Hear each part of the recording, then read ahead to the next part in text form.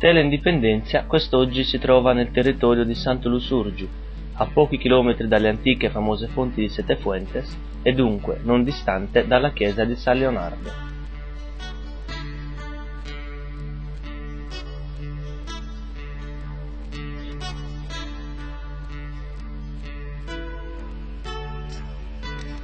Su una cima rocciosa, quasi a far da guardia alla poco distante strada che unisce Macomer con il centro del Montiferru, famoso anche per la manifestazione carascialesca de Sagarella e Nanti, troviamo il nuraghe Eligheonna. Tale nuraghe, detto anche crasta, è di ridotte dimensioni, ma è di tipo complesso. Presenta infatti una torre centrale, i resti di 2 torri laterali e residui di cinte murarie.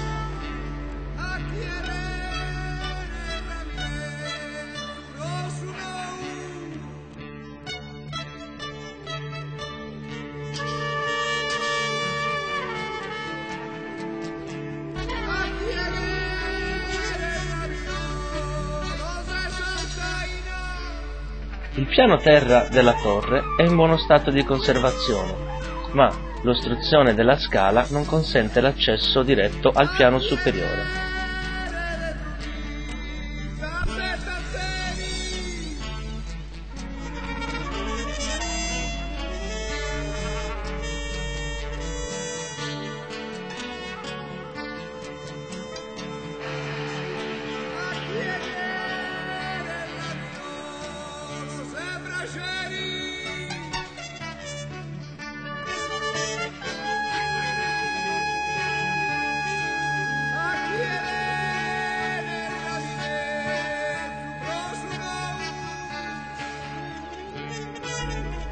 Nel piazzale antistante al nuraghe si estende una pavimentazione rocciosa di origine naturale.